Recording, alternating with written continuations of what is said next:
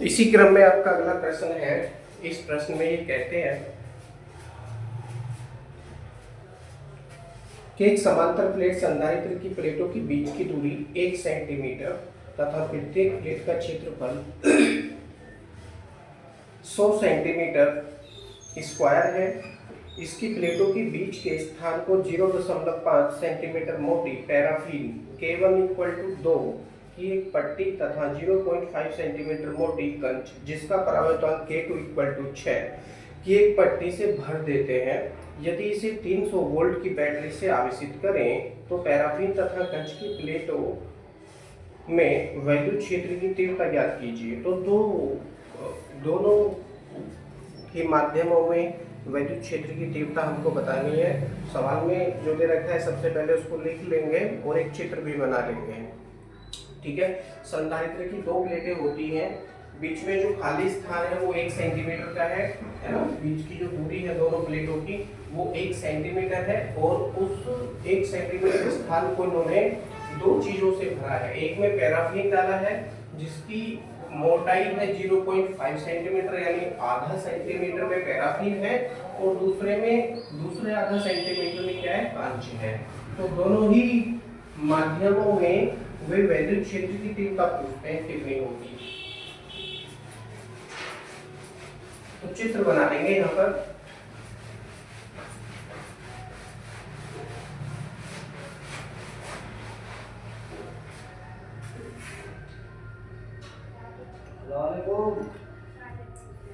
मानकर चलिए ये आपका संधारित्र की पहली प्लेट है और ये संधारित्र की दूसरी प्लेट है ना। ये इस पर आवेश लगाया है इन्होंने और दूसरी प्लेट पर भी आवेश लगाया है ताकि ये आवेशित हो जाए। बीच का जो खाली स्थान है वो 1 सेंटीमीटर का है। इसमें 2 अलग अलग चीजें इन्होंने भरी है बिल्कुल बराबर। ठीक है, यानी आधा सेंटीमीटर में इन्होंने पैराफीन भरा है और आधे सेंटीमीटर में इन्होंने कंच भर दिया है। तो जो ये वाला सिरा है यहाँ पर मैं लिख देता हूं K1 इक्वल टू 2 और दूसरे में है K2 इक्वल टू 6 दे रखा है इन्होंने according to question K2 equal to 6।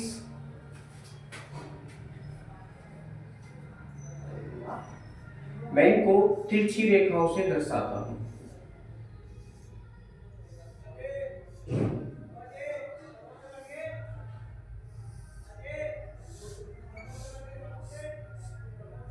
इस तरह से मैंने ये रेखाओं से इसको दर्शाया है।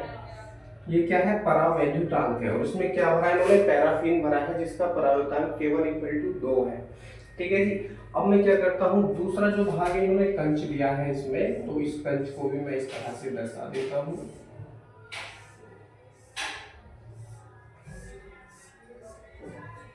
ठीक है, कंच और पैराफीन दोनों अलग अलग हो चुके हैं। बीच की दूरी जो है वो D है, तो ये भी D हो जाएगी क्योंकि बिल्कुल बराबर है और ये भी D हो जाएगी। कुल अगर डिस्टेंस देखेंगे तो D plus D equal to 2D हो जाएगा। आधी डिस्टेंस में ये भरे गए हैं, नो प्रॉब्लम। अब जरा ध्यान देंगे, ये 2 प्रकार की संधारित्र उत्पन्न हो रहे हैं, है ना। पहले में तो क्या भरा उन्होंने, पैराफीन, दूसरे में भर दिया इन्होंने कंच। तो इस प्रकार से जब हम चित्र के अनुसार इसको देखते हैं तो ये 2 प्रकार के संधारित्र जुड़े हुए हमको प्रतीत होते हैं, जिसमें ये जो लाइन है, ये लाइन हमको कॉमन प्रतीत होती है, यानी ये इस संधारित्र के लिए भी कार्य कर रही है और इस संधारित्र के लिए भी कार्य कर रही है। ये पैराफीन है और ये भरा हुआ है इसमें कांच। ठीक है, तो ये श्रेणी क्रम के तुल्य है, यानी श्रेणी क्रम में जुड़े हुए 2 संधारित्रों के तुल्य है। ठीक है, श्रेणी क्रम में जिनकी प्लेटों के बीच माध्यम के परावैद्युतांक K1 व K2 है।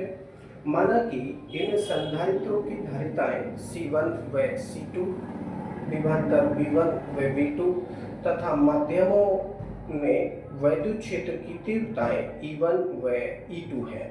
ठीक है, तो धारिता पहले की कितनी हो जाती है, C1 हो जाती है और दूसरे की क्या हो जाती है, C2 हो जाती है। ठीक है, श्रेणी क्रम के तुल्य यह संधारित्र है। तो सूत्र होता है उसका धारिता ज्ञात करने का, C इक्वल टू के ए एप्सिलॉन 0 अपॉन डी, यानी प्रथम संधारित्र की धारिता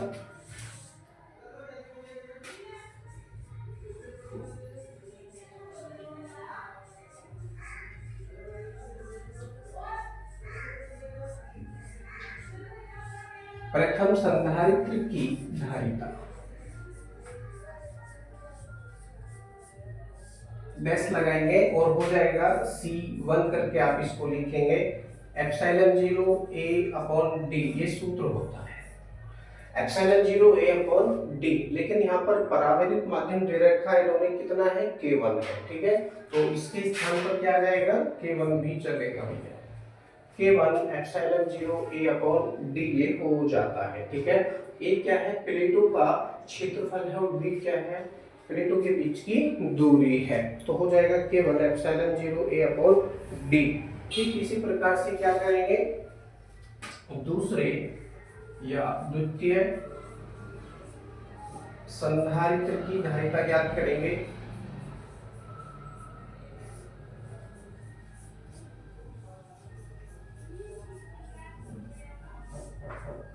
द्वितीय संधारित्र की धारिता हो जाएगा C2 इक्वल टू, सेम है प्रयोग करेंगे, K2 epsilon 0 A upon D.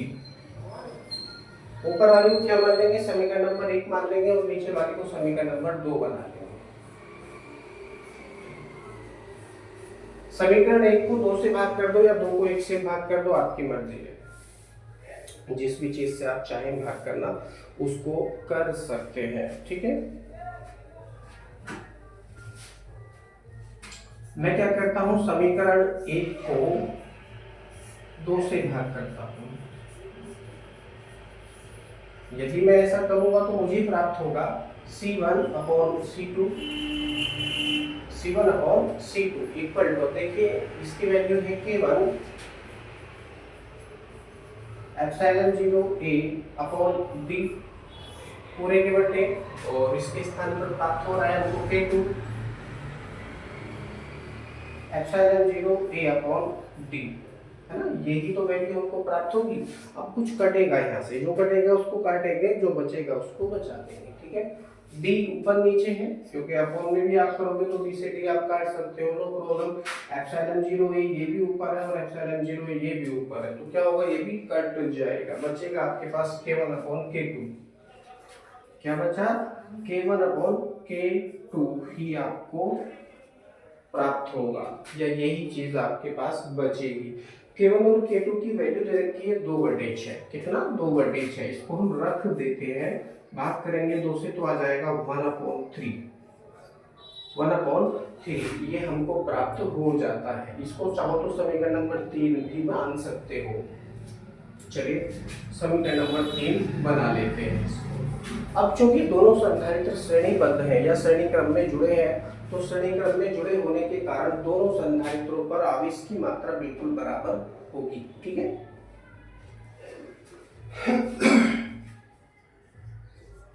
संधारित्र C1 व C2 श्रेणीबद्ध है,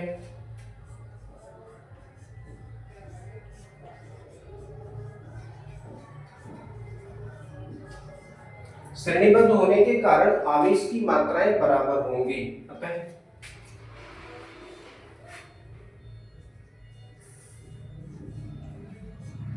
उन पर संचित आवेश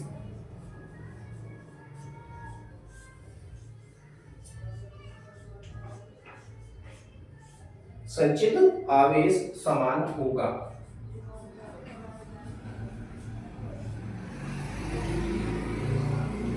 संचित आवेश कैसा होगा, समान होगा, इसलिए यह अतः C1 अपॉन C2 अगर हम करेंगे तो क्या सूत्र होता है, Q इक्वल टू क्या होता है, CV होता है जी, Q इक्वल टू CV होता है। यदि हम C की वैल्यू को ज्ञात करेंगे तो Q अपॉन V हो जाएगा, C इक्वल टू क्या हो जाएगा, Q अपॉन V हो जाएगा, ठीक है। तो ये वैल्यू हम किसके स्थान पर प्रयोग करेंगे, C1 और C2 दोनों के पदों में हम ये वैल्यू प्रयोग करेंगे। यदि हम करेंगे तो प्राप्त होगा Q अपॉन V के स्थान पर V1। मान लेंगे कि पहले संधारित्र के सिरों पर या पहले संधारित्र की दोनों प्लेटों के बीच में विभवांतर V1 उत्पन्न होता है, V1, और दूसरे संधारित्र पर V2 उत्पन्न होता है। ठीक है, तो हो जाएगा C1 equal to Q upon V1। ठीक इसी प्रकार से C2 के लिए वैल्यू हो जाएगी Q upon V2, Q upon V2। केवल यही वैल्यू हमको प्राप्त होगी।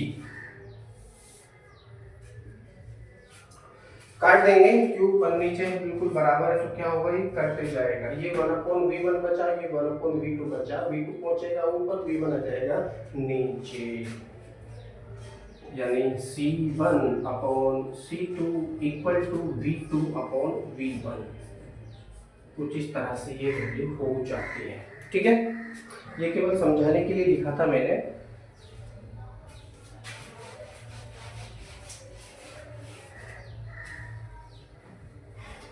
ओके, अब मैं क्या करता हूं, चलो इसको भी समीकरण नंबर 4 बना लीजिए। समीकरण नंबर 4, समीकरण 3 में क्या है, C1 upon C2 equal to K1 upon K2 equal to 1 upon 3 प्राप्त हो रहा था, और समीकरण 4 में हमको प्राप्त हो रहा था C1 upon C2 equal to V2 upon V1। इसका मतलब क्या हुआ कि यदि हम दोनों समीकरणों की तुलना करेंगे, ठीक है, यदि हम दोनों समीकरणों की तुलना, चलो तुलना ही कर लीजिए।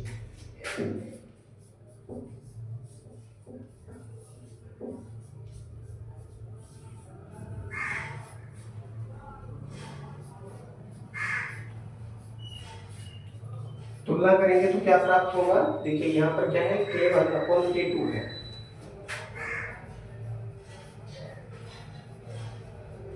और यहाँ पर क्या चल रहा है, V2 अपॉन V1 चल रहा है, इक्वल टू, और इसकी वैल्यू कितनी है, 1 अपॉन 3 है। केवल यही वैल्यू हमको प्राप्त होगी। K1 upon K2 equal to V2 upon V1, V2 upon V1 equal to 1 upon 3। Okay, ये V के जैसा लग रहा है, 1 अपॉन 3 है, 1 अपॉन 3। ठीक है, अब ये इस तरह से वैल्यू आपको प्राप्त हो जाती है।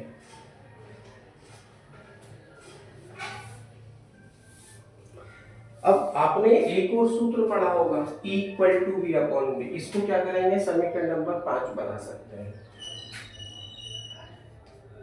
बिल्कुल छोटा छोटा मैं आपको समझा के चल रहा हूँ, बिल्कुल सिलोरी सिलोरी, कोई भी मतलब लाइन आपसे मिस ना हो। मैं चित्र को साफ कर देता हूँ, ये केवल समझाने के लिए हमने बनाया था।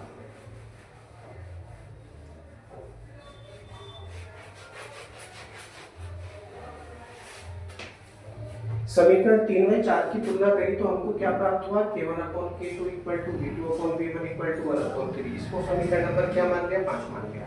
ओके, अब बीच की दूरी जो है d मानी है आपने, तो उसी प्रकार से पहले संधारित्र के लिए वैद्युत क्षेत्र की तीव्रता हो जाएगी E1 equal to V1 upon D। ठीक इसी प्रकार से क्या हो जाएगा, E2 equal to V2 upon D, है ना, यही तो वैल्यू प्राप्त होगी। अनुपात ज्ञात करेंगे इनका,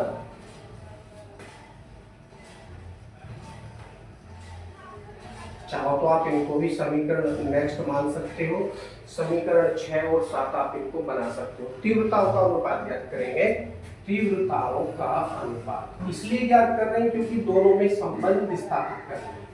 संबंध स्थापित करने के लिए क्या करना पड़ता है, या तो गुणा करनी पड़ती है या डिवाइड करना पड़ता है। ठीक है, तो अनुपात हम यहाँ पर ज्ञात कर रहे हैं। संबंध स्थापित करने के लिए हो जाएगा E1 upon E2, E1 upon E2, यहाँ है क्या है, V1 अपॉन D, और ये क्या है, V2 अपॉन D।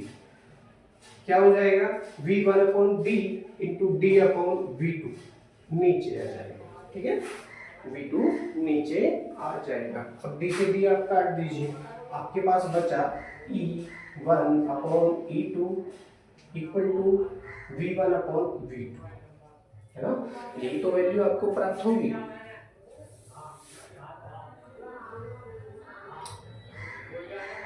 V1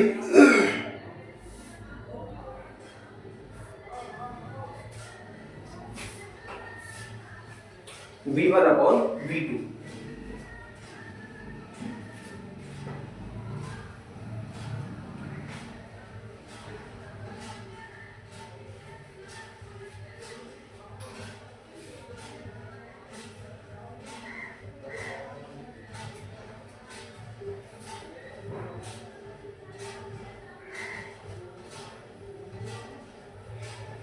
अब देखिए आप इसको क्या मानेंगे, समीकरण नंबर 6 बना दीजिए।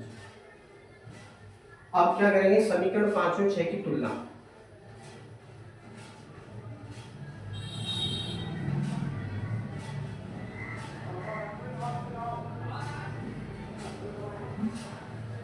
समीकरण 5 और 6 की यदि आप तुलना करेंगे तो आपको क्या प्राप्त होगा, देखते हैं। समीकरण 5 ये है, यहाँ पर क्या है k1 upon k2 equal to v2 upon v1 है, और यहाँ पर क्या चल रहा है, समीकरण 6 में v1 अपॉन v2 चल रहा है। यदि हम इसको पलट देंगे तो v2 upon v1 equal to e2 upon e1 हो जाएगा, e2 अपॉन e1 ये हो जाएगा।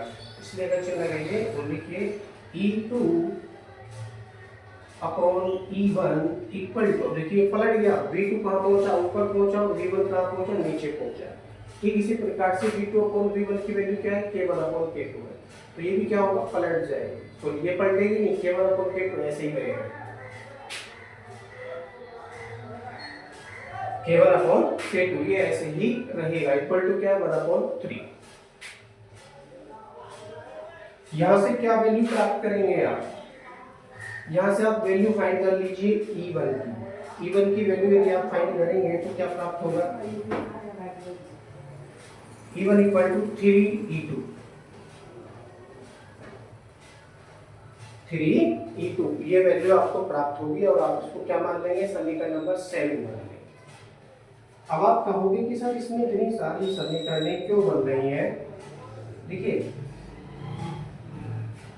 इसलिए बना रहे हैं क्योंकि आपको बहुत ही आसानी से और डीपली समझ में आ सके, ठीक है। नहीं तो हम बहुत सारी चीजें यूं ही कर देते है ना, बता के थ्योरिकल मौखिक रूप से आप समझते नहीं, इसलिए मैंने लिखकर सारी चीजें एक को एक समीकरण मान के आपको ये समझाने का प्रयास किया है, ठीक है, ताकि आप भूले ना। यदि आप इसको करना सीख गए तो इसी प्रकार के और बहुत सारे सवाल आप स्वयं भी कर सकते हैं, ठीक है। अब बोर्ड बिल्कुल भर चुका है, मैं देखता हूँ कि आपको ये दिख भी रहा है पूरा या नहीं दिख रहा है। ओके, ये आपको बिल्कुल पूरा दिख रहा है और सही दिख रहा है, वेरी गुड। अब हमको स्पेस चाहिए,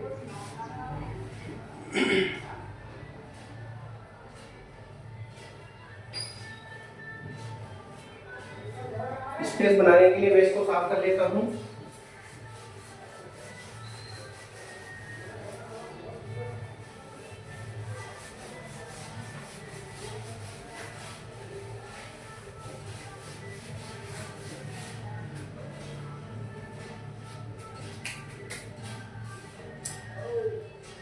अब एक बार फिर से प्रश्न को पढ़ लेते हैं। एक समांतर प्लेट संधारित्र की प्लेटों के बीच की दूरी 1 सेंटीमीटर तथा प्रत्येक प्लेट का क्षेत्रफल 100 सेंटीमीटर स्क्वायर है। इसकी प्लेटों के बीच के स्थान को 0.5 सेंटीमीटर मोटी पैराफिन K1 इक्वल टू 2 की एक पट्टी तथा 0.5 सेंटीमीटर मोटी कंच K2 इक्वल टू 6 की एक पट्टी से भर देते हैं। यदि इसे 300 वोल्ट की बैटरी से आकर्षित करें, अब देखिए दो युग्म बनाया था हमने, उसको 300 वोल्ट की बैटरी से जोड़ा जाता है, जिसमें कि दो प्रकार के संधारित्र उत्पन्न हो रहे थे। पहले में क्या था, पैराफिन था, दूसरे में मोम था। तो दोनों ही अलग अलग प्रकार के संधारित्र यहाँ पर उत्पन्न हो रहे थे। पहले और दूसरे संधारित्र के वोल्टेज कितने हैं, 300 वोल्ट है। क्यों, क्योंकि 300 वोल्ट की बैटरी से इसको आवेशित कर रहे हैं। तो पैराफिन तथा कंच की प्लेटों के बीच विद्युत क्षेत्र की तीव्रता ज्ञात कीजिए। तो इससे क्या हो जाएगा, पहले के लिए क्या माना था आपने वोल्टेज V1, दूसरे के लिए क्या माना था V2 माना था। तो V1 प्लस V2 क्या हो जाएगा, 300 हो जाएगा।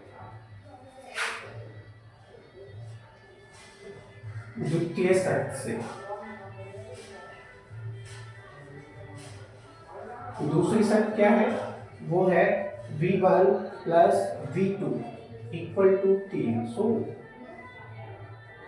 यही तो है ना, जो आपका पैराफिन संधारित्र था उसके लिए वोल्टेज V1 और कंच संधारित्र के लिए वोल्टेज V2 था। और उन्होंने इस युग्म को 300 वोल्ट से आवेशित किया है, तो V1 plus V2 equal to क्या हो जाएगा, 300 हो जाएगा। ठीक है, 300। अब हमारे पास V1 और V2 इनकी वैल्यू है ही नहीं, तो क्या करेंगे, सूत्र है हमारे पास में equal to V upon D, जैसा कि हमने यहाँ पर प्रयोग किया था, equal to V upon D, E2 equal to V2 upon D, है ना।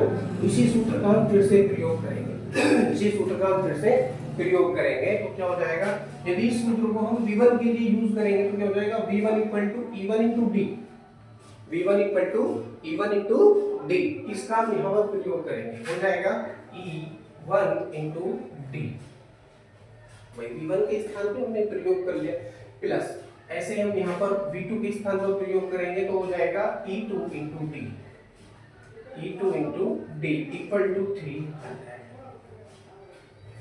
आई होप आपको समझ में आ रहा होगा।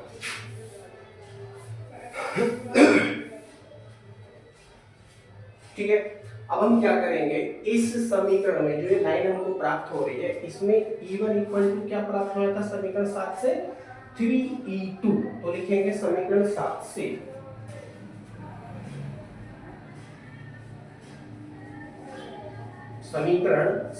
से E1 का मान रखने पर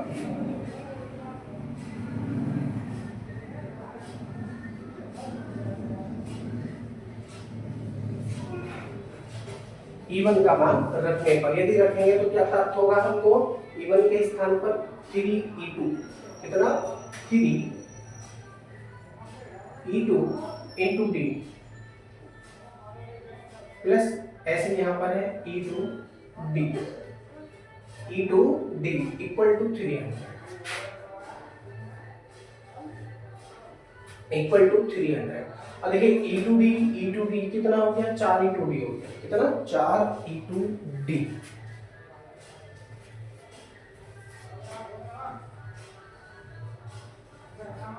इक्वल टू 300। क्या करेंगे, 4 से इसको क्या कर सकते हैं, डिवाइड कर सकते हैं, तो क्या हो जाएगा, 75 बार कटेगा, कितना, 75 बार कटेगा, और बचा आपके पास E2 into D equal to 75। आपको वैल्यू किसकी फाइंड करनी है, E2, यानी दूसरे में वैल्यू क्षेत्र की तीव्रता आपको बतानी है, तो E2 इक्वल टू क्या हो जाएगा, 75 बटे D, और D की वैल्यू कितनी है, 0.5 सेंटीमीटर, 0.5 सेंटीमीटर। ठीक है, ये वैल्यू है, इसको आप मीटर में बनाएंगे तो क्या हो जाएगा, 5 इंटू 10 की पावर माइनस के 3 हो जाएगा, 5 इंटू 10 की पावर माइनस के 3, 5 इंटू 10 की पावर माइनस के 3 ये हो जाता है। ठीक है, कैलकुलेशन करेंगे, 5 से इसको काटेंगे तो 15 बार कटेगा, और ये जो पावर है ऊपर जाएगी तो किसकी हो जाएगी, प्लस की हो जाएगी। ठीक है, 15 गुणा 10 की घात 3 ये हो जाएगा, या करके आप इसको लिख सकते हैं 1.5 गुणा 10 की घात 4, 1.5 गुणा 10 की घात 4।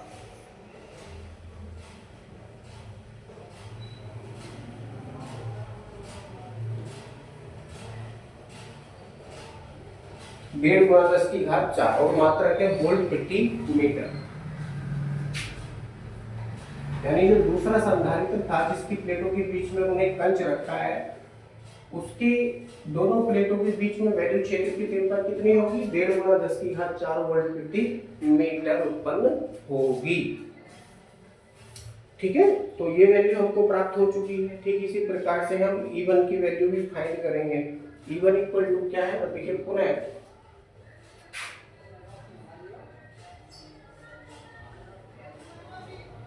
पुनः समीकरण 7 से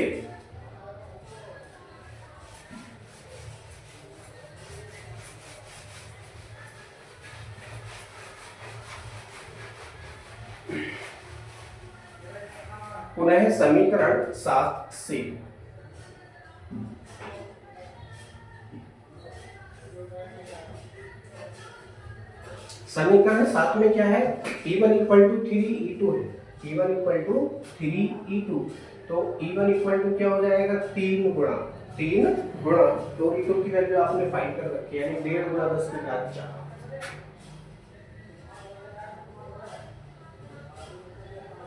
ठीक है, गुणा करेंगे तो 15×45 यानी 4.5 ये हो गया, 4.5 इंटू 10⁴ मात्रक है वोल्ट प्रति मीटर। तो ये आपके पहले संधारित्र के प्लेटों के बीच में वैल्यू क्षेत्र की तीव्रता आ चुकी है 4.5 इंटू 10⁴ वोल्ट प्रति मीटर। ये आपका आंसर है और ये भी आपका आंसर है। ठीक है, यहाँ पर आने के पश्चात ये प्रश्न आपका बिल्कुल पूरा हो जाता है। ओके, आई होप आप इसको समझे होंगे बहुत अच्छे ढंग से। मैंने बहुत सारी समीकरणें इसमें बनाई हैं। समीकरणें बनाने का औचित्य केवल इतना ही है कि ये लाइन जो आपने लिखी है, इवन मान लीजिए कोई भी लाइन है, जिस लाइन का हम दोबारा से प्रयोग करेंगे किसी न किसी कार्य के लिए, कोई न कोई कैलकुलेशन के लिए, उस लाइन को हम समीकरण मान लेते हैं। जैसा कि हमने ये किया था P1 = 3, अब इसका हमने 2 बार प्रयोग किया है तो इसलिए इसको हमने समीकरण नंबर 7 माना है। ठीक है, अगर हम इसको समीकरण नंबर 7 नहीं मानते या समीकरण नंबर नहीं मानते तो क्या होता, आप कंफ्यूज होते कि सर आपने 3 गुणा 1.5 गुणा 10⁴ कहाँ से लिख दिया। ठीक है, तो इसलिए समीकरण हमने बनानी पड़ी है। ठीक है, और समीकरणें भी इसलिए बनती है। अब मानकर चलिए ये है आपका V1 + V2 = 3, तो इसको मैं समीकरण नंबर 7 भी बना सकता, सॉरी 8, समीकरण नंबर 8 भी बना सकता था। क्यों बना सकता था? क्योंकि V1 और V2 दोनों के स्थान पर हमको E1 × D, E2 × D रखना था। ठीक है ना, तो दोनों के स्थान पर हमको ये रखना था, लेकिन थोड़ी बहुत कैलकुलेशन ही थी इसमें, इसलिए हमने इसको समीकरण नंबर 8 नहीं बनाया, केवल समझाया आपको। ठीक है ना, तो ये चीजें होती है समीकरणें बनाने के लिए, बहुत सारी चीजें मुख्य होती है। आई होप आप समझे होंगे। वीडियो को लाइक करें, शेयर करें चैनल को, और अधिक से अधिक इसको फैलाएं। ठीक है, थैंक यू। अगला प्रश्न लेते हैं हम अगली वीडियो में।